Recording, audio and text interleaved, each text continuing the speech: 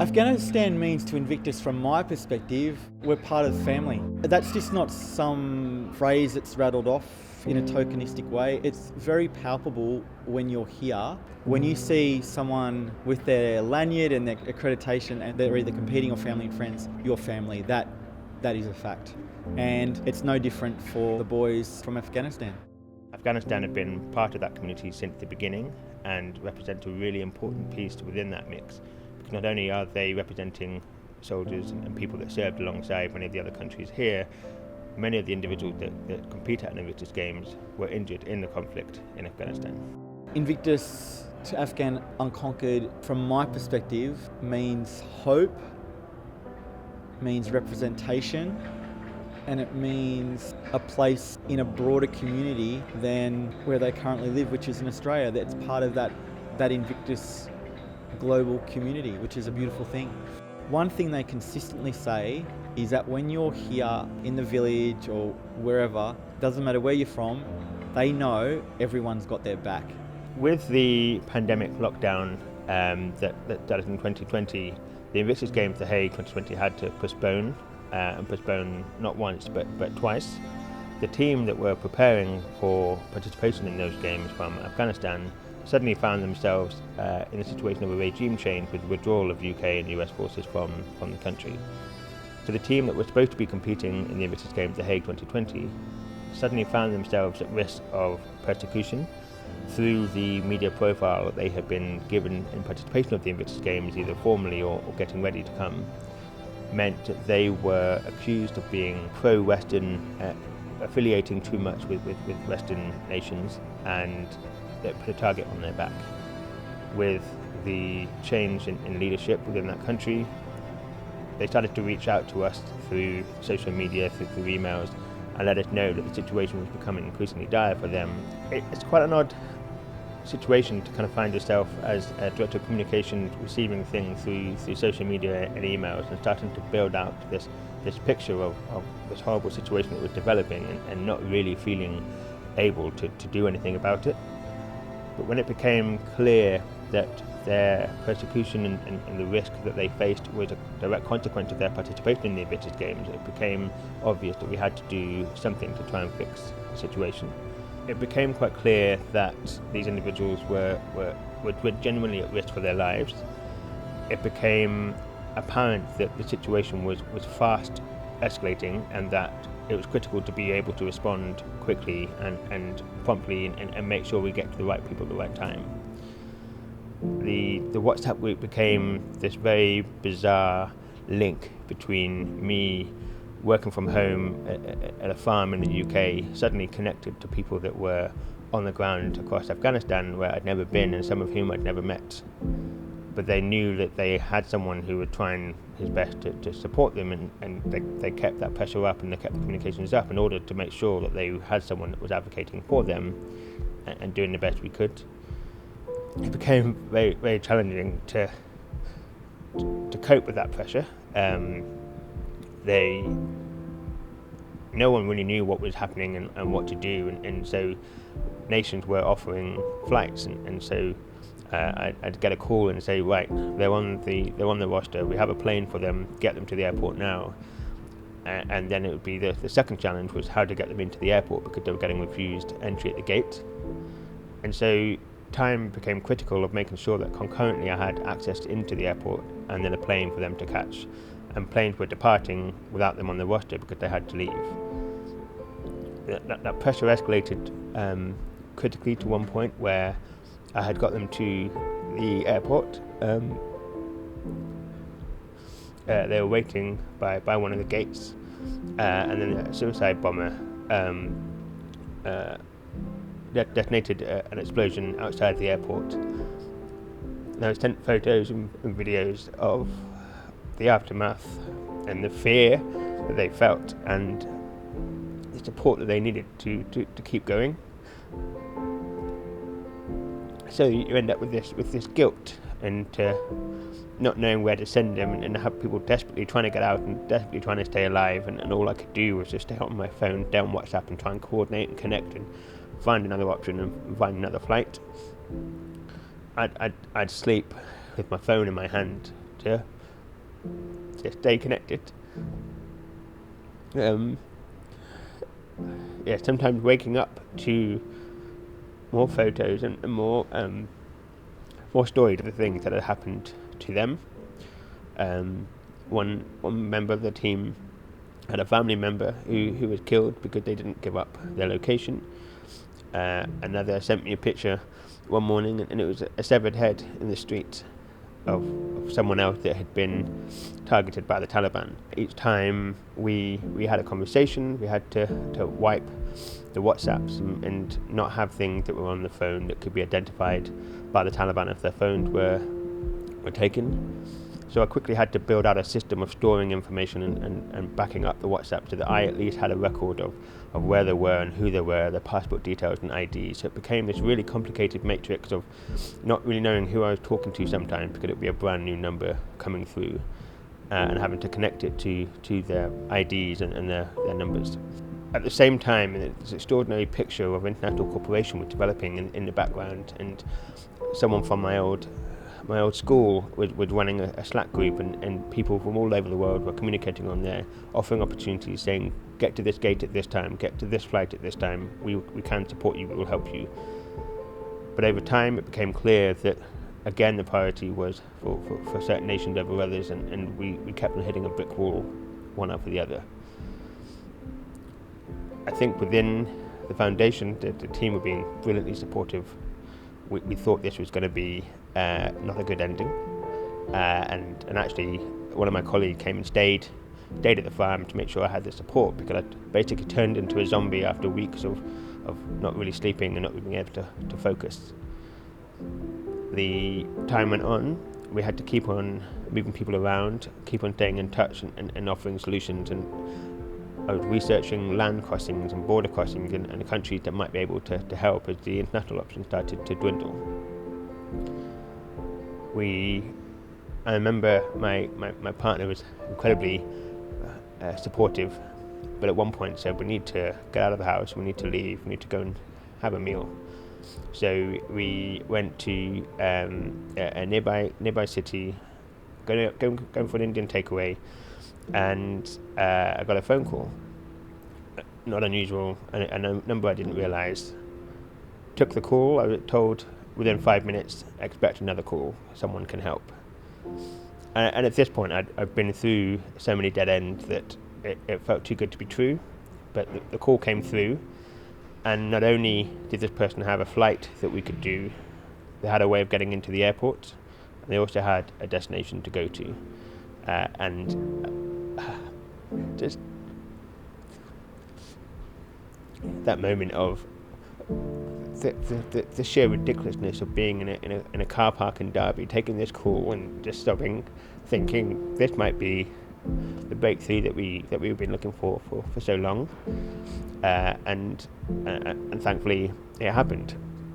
I managed to coordinate with the individuals, some of whom were bringing their family members, others decided it wasn't worth the risk for their family members who would be safer if they remained. Coordinated their arrival at a particular hotel in a particular location at a particular time overnight, and then we had to go radio silent. They had to leave their phones behind and not be with anything that would connect them either to me or to Western people. The next call I got was them in the airport, safe and about to board.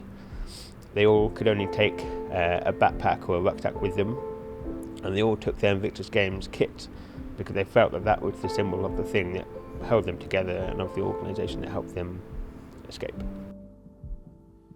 The sheer relief and the tension that had been wound for so long in me was just such relief, because at the very least they were out, and I had done everything I possibly could have done in order to make that happen.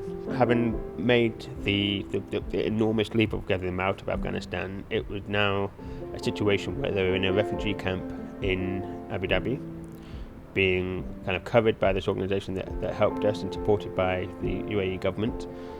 And the next step was visas. Where do we go from here? Where are they going to live? One of the competitors who managed to bring his wife, she was pregnant, she would later give birth in that same camp. They were there for over a year, waiting to find out what was next. And then the messages started to kind of come back of why are we still here? What's happening? This is awful. We're stuck in a kind of a room with a bed without an answer of where to go next. And so it felt like it was still going on. It was still dragging on a year later, of desperately trying to find a country that would accept refugees that had managed to leave Afghanistan but didn't have the visa process and didn't have the ability to, as you and I would, go to an office with an identity card or passport and make an easy path to an onward nation. So it became really clear that the morale was really, really low. The initial boost from escaping was replaced eventually by this feeling of, I almost want to go back. It's almost as bad being here, trapped in this place with thousands of other refugees without an answer of where to go next. Fortunately, the organisation that helped us extract and the people on the ground in the camp were open to me visiting. So I was able to go and try and see them. However, I couldn't actually get into the camp because of the diseases that were arrived, and the conditions were so bad that there was a health risk and they wouldn't allow me to go in. So I delivered the kit, waited outside the camp, waved at them through a gate, and had to leave without meeting them properly. After a year, the visa application started to come back, and we were really fortunate that America said yes, Canada said yes, and Australia said yes. And I wanted to visit them in their new country, and we wanted to start laying the groundwork and the foundation for them to participate in an Invictus Games. And so I went to visit the biggest group of individuals that were in Sydney, Australia. It represented the first time that I would have met them in person, and it was actually quite random, walking around a corner in the middle of a train station where we'd agreed to meet, and just suddenly bumping into people who instantly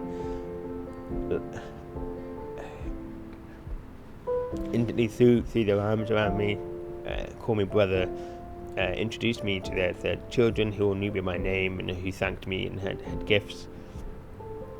And it was extraordinary to relive all those feelings once again, because it actually manifested in a real way who the people were that we've been working with and working for. Having managed to find the team new places to live, new countries to move to, the next step really was how can we support them further in terms of integration into those communities. But the thing they all came back was, we bought our kit. We want to compete in the Invictus Games. That's what's been holding us together. Even during the camp, when I went to visit, they had been going to the gym, they had been running loops around the apartment block. They've been trying to keep fit because they felt that at some point they were going to be able to compete at the Invictus Games. It represented such a hold for them, such a beacon for them to be able to come back and compete again with other nations that support them and showcase into the world what the Invictus spirit really means. So given their feedback of really wanting to participate in the Invictus Games, it became clear that we had to bring them to Canada to get a team in the Invictus Games Vancouver Whistler 2025.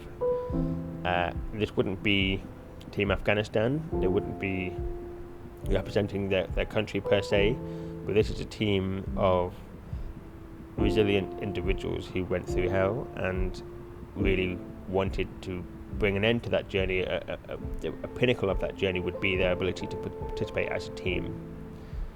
So we were going to bring them here for Team Afghan Unconquered.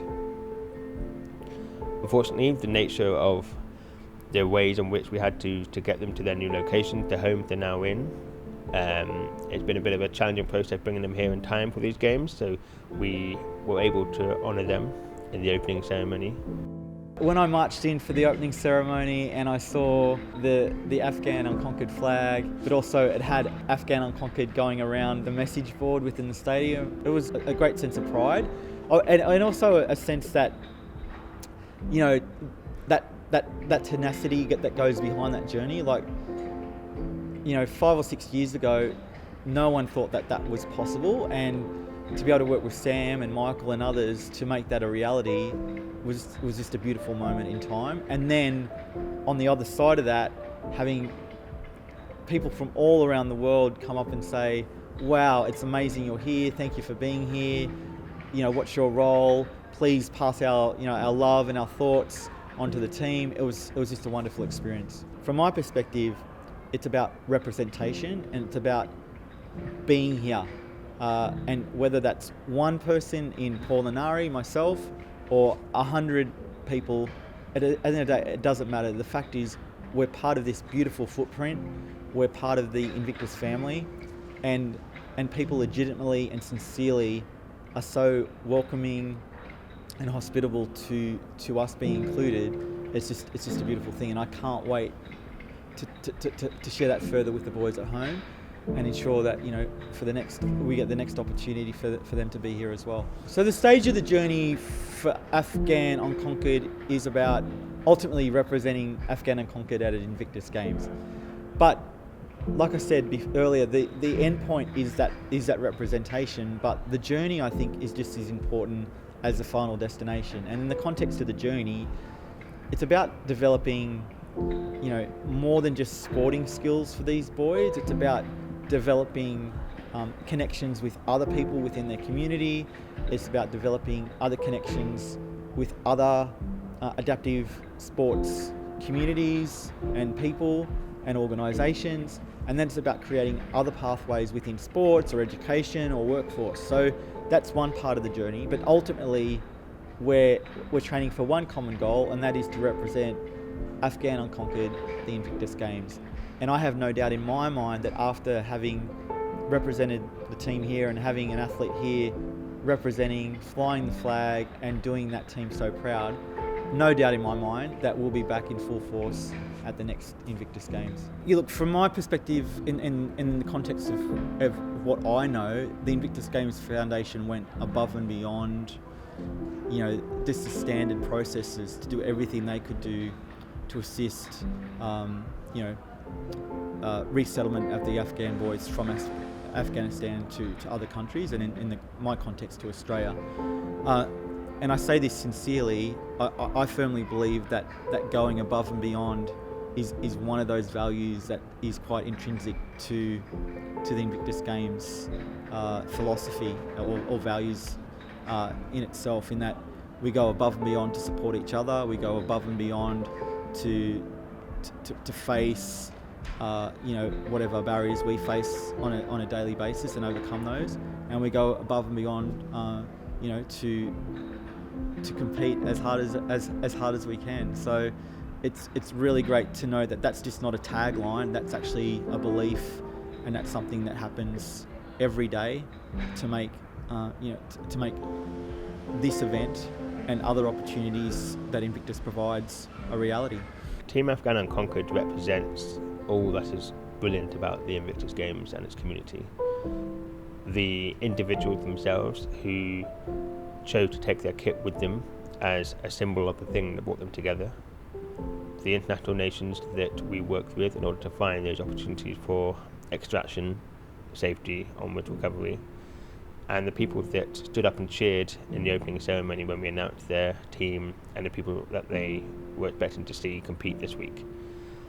It's such a metaphor for the way in which things are better when we bring the international community together, and that there is a bond that cannot be broken between those that have served, especially those who have been injured in service.